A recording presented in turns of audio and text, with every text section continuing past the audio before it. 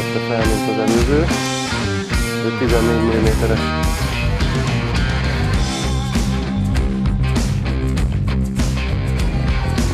A fluorokarbon zsinórunk vastagsága miatt a promónál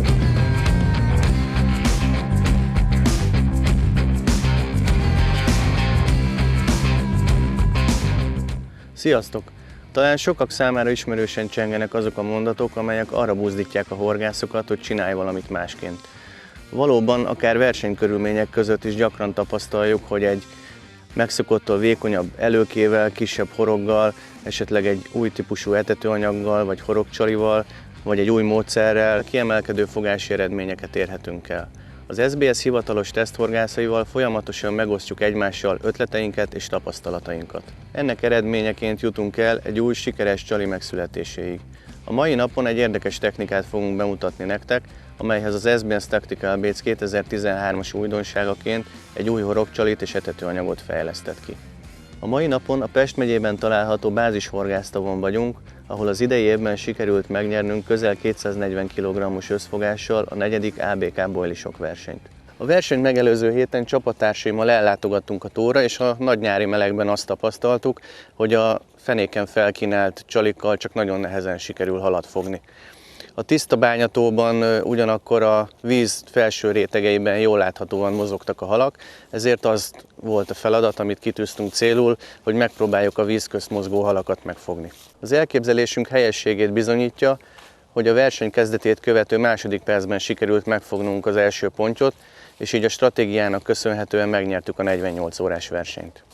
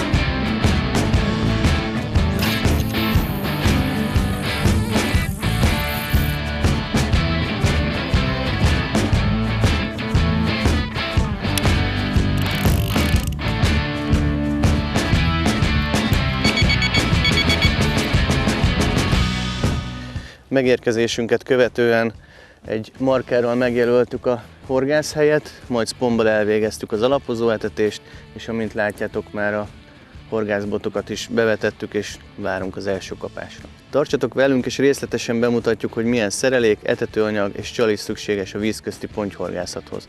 A film végére az is kiderül, hogy mi is az a Z-kód.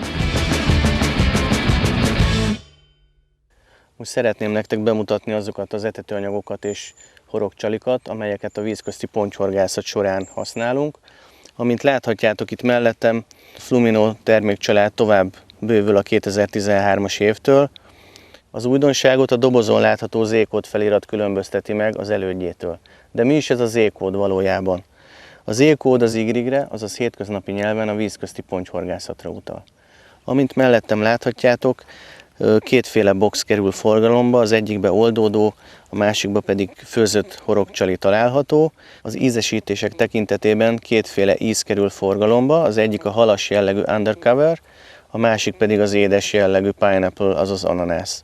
A mai napon én a főzött horogcsalival kezdtem meg a horgászatot, halas undercover ízben, amely annak ellenére, hogy kicsit lehűlt most az időjárás és ezáltal a víz hőmérséklete, mégis egy olyan etetőanyag, amely ebben a hűvösebb vízben is jól működik. Természetesen az ananászos pineapple ízesítés is klasszikusan jó csali ebben a hideg időszakban. Nézzük meg, mit tartalmaz a doboz, és hogyan kell bekeverni az etetőanyagot.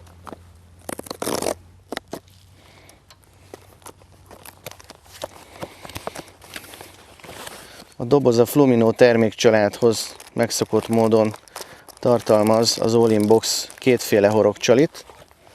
Ez jelen esetben, mivel főzött csaliról beszélünk, 14 mm-es méretben ananász, illetve black squid csalikat tartalmaz. Ennél a horgászati módszernél, amelynek a szerelékét hamarosan Oti barátom be is fog mutatni, nagyon fontos megjegyezni, hogy a horogcsalik két teljesen különböző színárnyalattal rendelkeznek. Ez azért fontos, mert tiszta vízű bányatavakban, ahol nagyon jól látható a csali, ott vagy a sötét színű, vagy bizonyos időszakokban a világos, sárgás színű csalik működnek a legjobban. Ezek a pop-up csalik kimondottan ehhez a zigriges horgászati módszerhez lettek kifejlesztve, ami tulajdonképpen azt jelenti, hogy rendkívüli felhajtó erővel rendelkeznek, és így biztos, hogy a horgot és az előkét teljes hozban meg fogják emelni. Mivel ebben az All in Flumino boxban főzött horogcsalikat találunk, ezért ehhez kétféle a horogcsalival megegyező ízesítésű aromát is mellékelünk a dobozban, amellyel tovább fokozhatjuk a horogcsaliknak a csalogató képességét. A dobozban található még 1 kg groundbait és a hozzátartozó Flumino groundbait mixer. Ezeket kell összekeverni ahhoz, hogy egy tökéletes állagú etetőanyagot kapjunk. Lássuk, hogyan kell bekeverni ezt az etetőanyagot.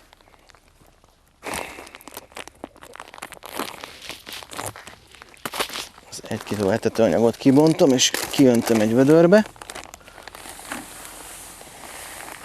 Már most jól látható, hogy milyen színes lebegő szemcsék találhatók az etetőanyagban. Ezeknek a vízközti horgászatban van igazán nagy jelentősége, hiszen ezek a részecskék a vízoszlop különböző rétegeiben folyamatosan lifteznek, és még fontos hozzátenni azt is, hogy a színük sem véletlen, hiszen ezeket a színeket, amiket láthattok, ezek olyanok, amelyek köztudottan felkeltik a halak érdeklődését. Ehhez most hozzáadjuk a fél liter groundbait mixert. Ez fogja tulajdonképpen megadni az ízesítését, ezt az undercover ízt ennek az etetőanyagnak.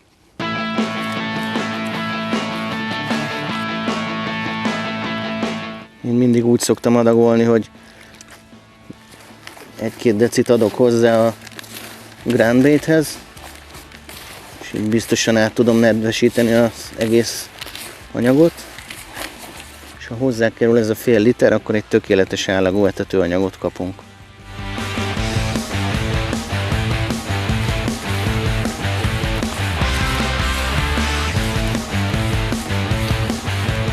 Amint láthatjátok, ennek az anyagnak most olyan az állaga, hogy akár pasztaólomba is könnyen lehet gyúrni. Így azonnal fel lehet használni. Nézzük meg, hogy ez az etetőanyag hogyan működik a vízben. Amint láthatjátok is, a vízbeérést követően rögtön elkezdenek dolgozni a liftező részecskék.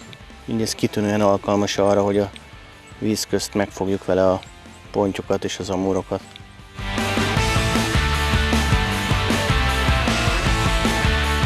Az E-kódos etetőanyagnak egy másik felhasználási módja is van. Ebben az esetben, hogyha nem ólompasztára akarjuk rágyúrni ezt az etetőanyagot, akkor egyszerűen a tó vízéből még fél litert hozzákeverünk ehhez az anyaghoz.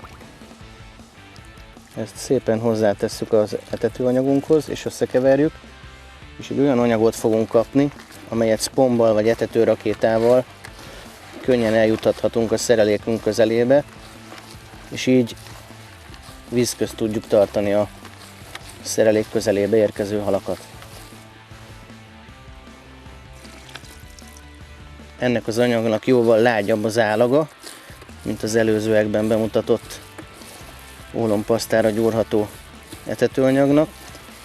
Éppen ezért javasoljuk azt, hogy ez szponba vagy rakétába könnyen belehelyezhető és eljuttatható az etetésre.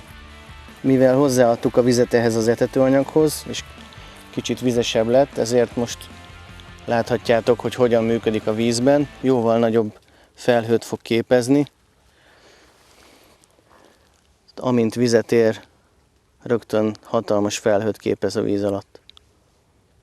Így ez egy tökéletes keverék a víz közti horgászathoz.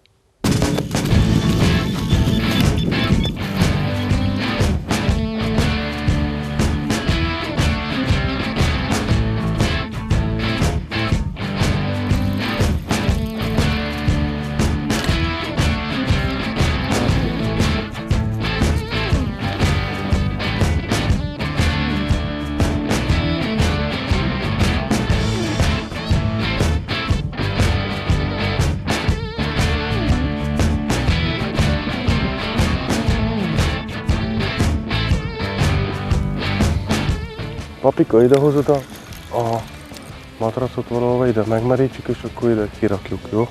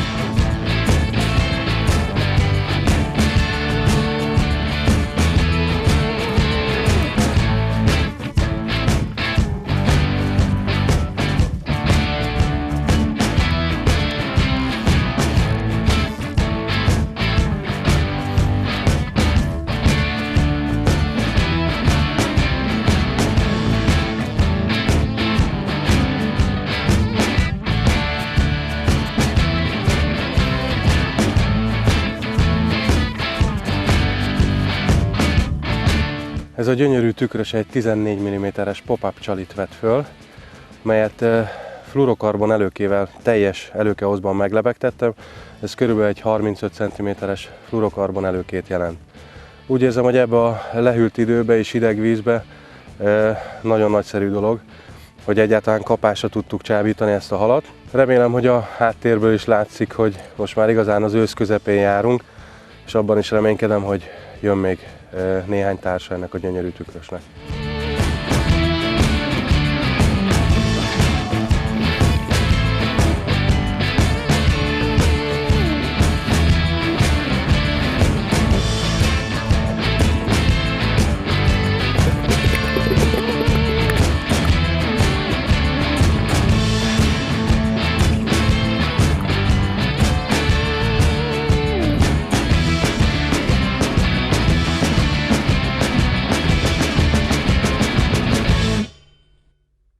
Szeretném bemutatni a Zigrignek a szerelékét, aminek a legfontosabb eleme a floater, ami egy gubanc gátlócsővel ellátott úszó. Az úszóba találunk egy gumiütközőt, amiben a karikánkat vagy a quick change-et fogjuk visszahúzni, és van még egy ilyen speciális nagy füllel ellátott kis zsinorunk, amin egy lebegtető szivacs van. Ennek az aljára rögzítjük az olmot, visszahúzzuk a gumiharangot, hogy ne akadjon vissza, és az a szerep ennek a szivacsnak, hogy ez így fogja tartani függőlegesbe az szerelékünket, és ezen fog átcsúszni a főzsinorunk. Ennek azért van jelentősége, hogyha a fenéken, mederfenéken mondjuk növényzet vagy egyéb más dolog található, akkor, hogyha ez nem lenne rajta, akkor esetleg akadna a zsinór, és nem tudna feljönni a úszónk. Első lépésben az olmot helyezzük fel a zsinórra. Én ehhez a módszerhez fluorokarbont használok, mert láthatatlan a vízben, és itt nagy jelentősége van a láthatatlanságnak, mivel a hal közvetlen kontaktust teremt a főzsinórral. Következő lépésben a úszót helyezzük fel, mégpedig úgy, hogy a végén található gumi harang vagy gyöngy felől fűzzük fel a zsinórra. Ezt visszahúzzuk. A következő lépésben pedig a kis gumiharangunkat helyezzük fel. Ezután pedig ízlés szerint vagy quick change-et, vagy egy forgót rögzítünk. Én ebben az esetben egy dupla forgót fogok felkötni, mert itt nem kell olyan sűrűn előkét cserélnünk, mert itt nem az előke hosszal változtatunk a csalinak a mélységén vagy magasságán. És utána ezt visszahúzzuk ütközésig. És lényegében el is készült a szerelékünk, már csak a előke hiányzik róla. Előkének is fluorokarbon zsinort használok, egy extra merev változatban. Látszik a sprödsége, de ettől nem kell megijedni, mert mivel hogy körülbelül egy 50 centis előkét fogok használni, a merevsége és sprödsége megkönnyíti az akadást. Horognak rövidszárú öblös horgot használok a jobb akadás érdekében, amit egy hajszál előkés módszerrel fogok felkötni, de ez még használok egy szilikon csövecskét, ami a zsinort fogja rögzíteni a horog szárához. A zsinór végére kötök egy kis fület csali rögzítésére.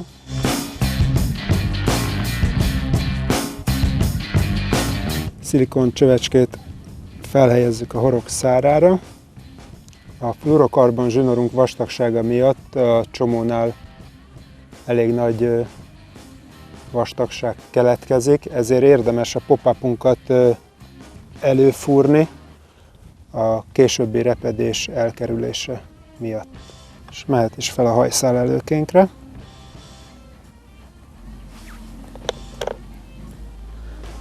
Majd a boilit visszahúzzuk egészen a horog öbléig, és nem engedünk neki semmilyen távot a horogtól. Szóval a boilival együtt mozog a horgunk. Ennek azért van jelentősége, mert a víz felszínen vagy a víz közt táplálkozó pontyok azok nem szivogatják, kóstolgatják a csalit, hanem mint a ragadozó hal módjára, mondhatjuk azt, hogy rárabolnak a csalira. És így a csalival együtt mozog a horog, és rögtön a szájába kerül, és nem tudja visszafújni. Majd megkötjük a horgunkat egy csomómentes kötéssel, és ennek a szilikon csövecskének a másik jelentősége az, hogy a csalizást segíti. Csalizáskor elhúzzuk, felfűzzük a boilinkat könnyedén, majd visszahúzva újra rögzítjük a horog szárához. És ezzel elkészült a horogelőkénk, amit a fülbe kötve rögzítünk. És íme el is készült a Zigrig floatingunk.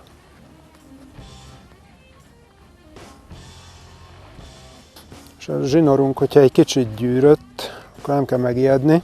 Egyszerűen csak fogjuk, végighúzzuk rajta a ujjunkat néhányszor. És már is gyönyörű egyenes zsinort kapunk. Bedobást követően a szerelékünk a fenéken így fog elhelyezkedni, majd a úszónak a felhajtó ereje felhozza a szerelékünket a víz felszínre.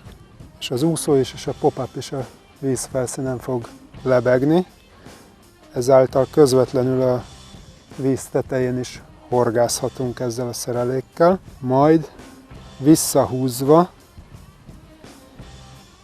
süllyed először a úszó, majd a pop-upnak a felhajtó ereje miatt az előkénk függőleges helyzetbe fog kerülni. És a zsinór visszahúzásával tudjuk szabályozni a csalinknak a mélységét. Én a versenyen körülbelül egy 6 méteres mély vízben horgáztam ezzel a szerelékkel, és a legtöbb halat a felszín alatt 1-1,5 méterrel fogtam vele. De ezzel a technikával kereső horgászatot is folytathatunk, és végig horgászhatjuk a teljes vízréteget.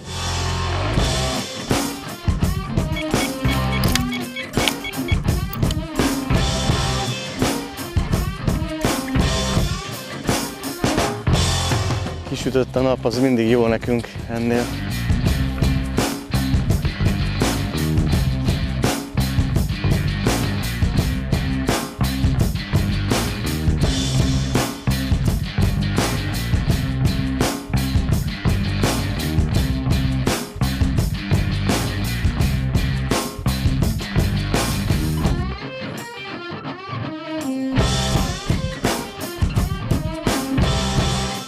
A reggeli hűvös idő után most egy picikét kisütött a nap, picit a szél fodrozza a vizet, de egy újabb kapás érkezett, még nem láttam a halat, nem tudom megmondani, hogy mekkora.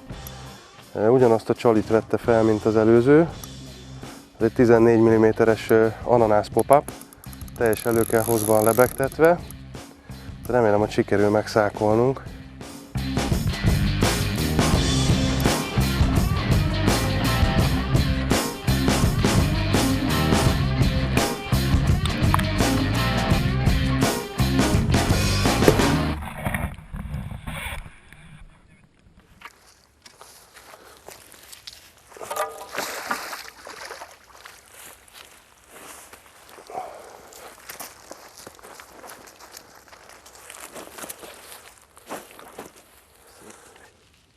Nézzétek, milyen szép alsóakadás ezzel a viszonylag kicsi horoggal is. Alig tudom kiszedni a horgot, nagyon jó helyre akadt neki. Hát a pop-up itt is leesett előkéről, de lehet látni, hogy ő is ananásszal érkezett. Az előző gyönyörű tükrös után most egy szép tőpont érkezett, ugyanazzal az előkével. Az etetőanyag undercover folyadékkal lett bekeverve, talán ennek is köszönhető, hogy felvette a csalit ez a gyönyörű töles.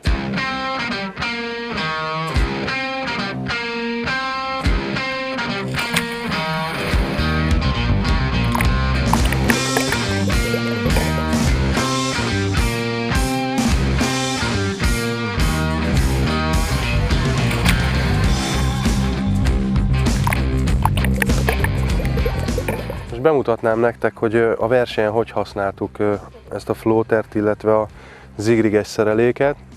Mint láthatjátok, és előzőleg is volt már szó róla, egy kb. 50-60 centis fluorokarbon előkét kötünk. Én ananásszal csaliztam fel a szereléket.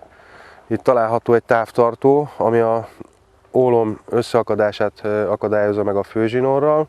Alatta található a floater, aminek a felhajtó erejének köszönhetően a csali fel fog emelkedni egész a víz felszínéig, illetve az úszó is.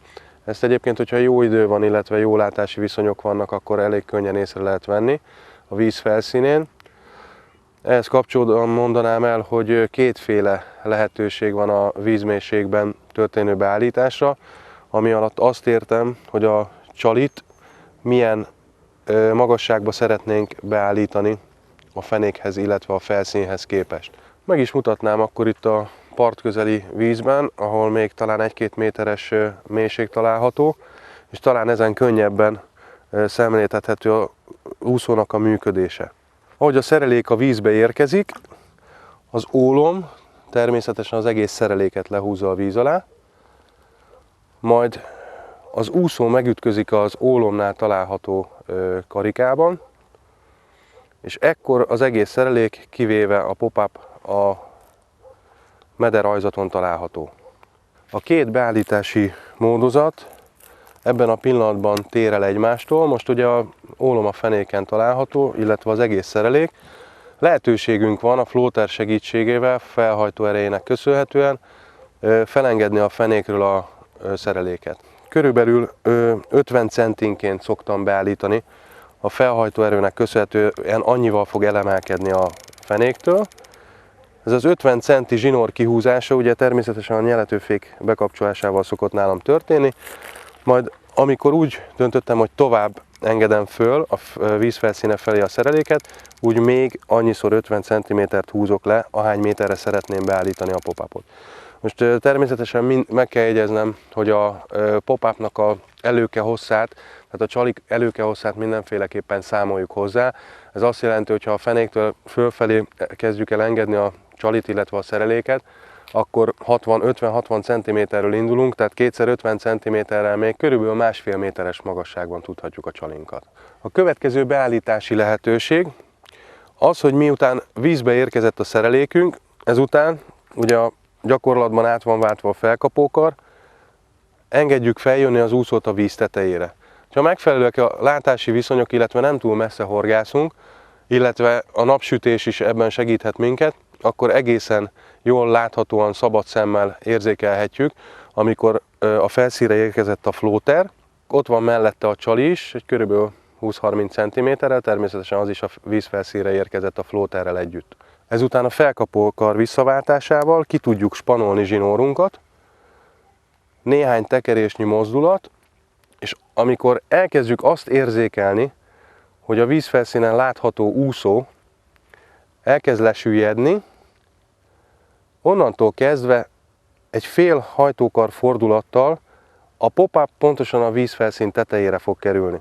Innentől kezdve kezdhetjük meg a számlálást, mennyivel szeretnénk a vízfelszín alá beállítani, és miután ez az orsó körülbelül 1,1 métert húz be egy tekerésre, ezután, hogyha én mondjuk 1,5 méterre szeretném állítani a pop-up csalit, akkor körülbelül 1,5 fordulatot kell a hajtókaron tekerni.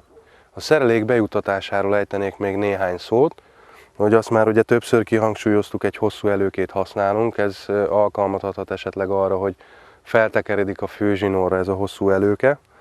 Ezért mi a versenyen használtunk, és ajánlott használni hozzá egy ilyen kis habszivacsot, amivel a floaternek a szárához tudjuk rögzíteni a csalit, illetve a horgot, ezzel biztosítva azt, hogy nem fog feltekeredni a főzsinórra a szerelék. Természetesen nem egy hagyományos szivacsról van szó. PV anyagból készült horoglebegtető szivacs, amit használunk. Ahhoz, hogy a szivacs két oldalát egy picikét össze tudjuk tapasztani, illetve hozzá tudjuk fogni a horgot a floaternek a szárához, szükséges, hogy benedvesítsük az egyik oldalát. Nedvesítés után fogjuk hozzá a csalit a floater szárához, illetve nyomjuk össze a szivacsot úgy, hogy a horog a szivacs közé kerüljön. A dobás semmilyen különösebb technikát nem igényel, a hagyományos szerelékekkel hasonlóan kell bejutatni a floatert.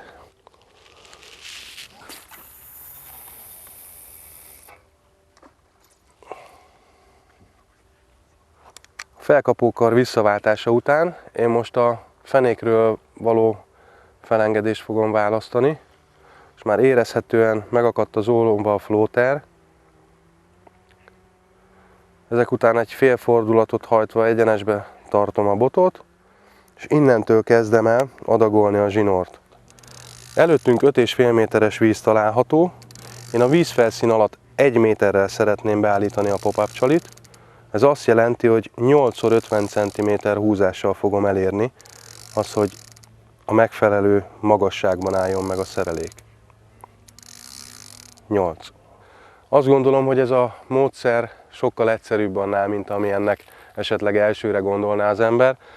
Arról nem is beszélve, hogy mennyire eredményes, úgyhogy arra bátorítanálak benneteket, hogy nyugodtan, bátran használjátok a gyakorlatban. Ezzel kész is lettünk a beállítással, a botot felrakhatjuk az állványra. Miután a bot a helyére került, ezután néhány szpomnyi etetőanyagot mindenféleképpen juttassunk a floater közvetlen közelébe. Ahogy már reggel is láthattátok, érdemes az etetőanyagot egy kicsit megspékelni a likvid koncentrátummal. Ez süllyedés közben felhőt képez az etetőanyag körül. Így, hogy Dani elkészült a SPOM-nak a betöltésével, most én ezt a floater közvetlen közelébe juttatom. Természetesen a távolságot előzőleg kiklipszeltük, és mehet is be az etetőanyag.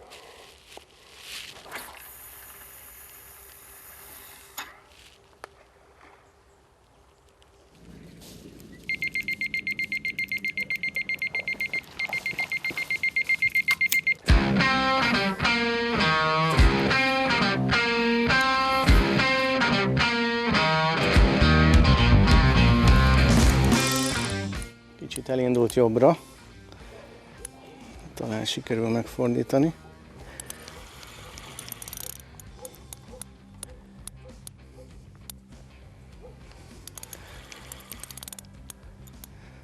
Remélem jól akadt neki.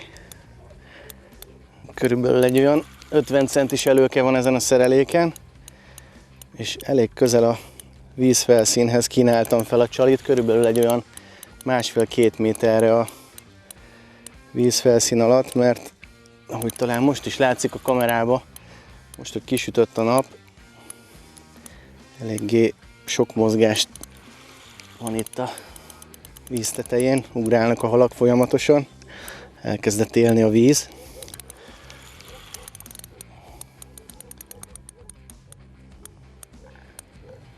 Szépen komótosan jön, de egyelőre nem érzem, hogy mekkora lehet.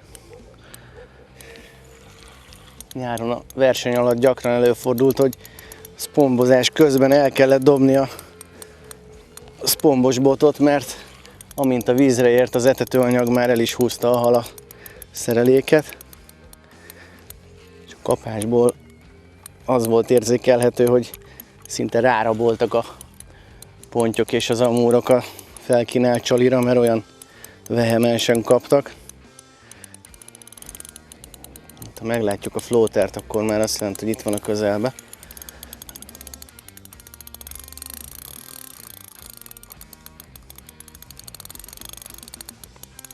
És ott az úszó, már látom is. Itt lesz a hal is mindjárt.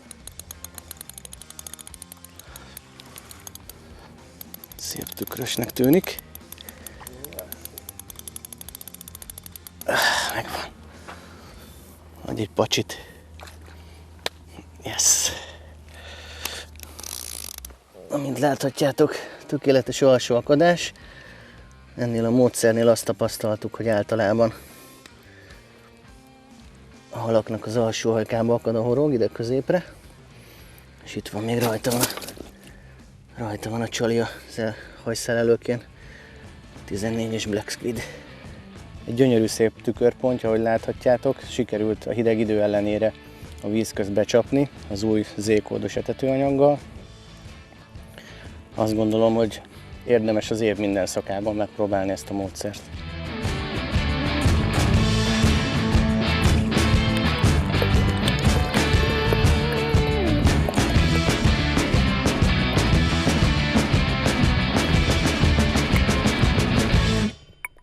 Remélem, hogy ezzel az újszerű technikával és a hozzá kapcsolódó 2013-as SBS újdonságokkal mi is hozzájárulhatunk ahhoz, hogy a kapástalanabb időszakokban ti is sikeresek lehessetek a vizek partjain. Ha a dobozon található QR kódot okostelefonnal leolvassátok, akkor további hasznos információt találhattok az adott termékről.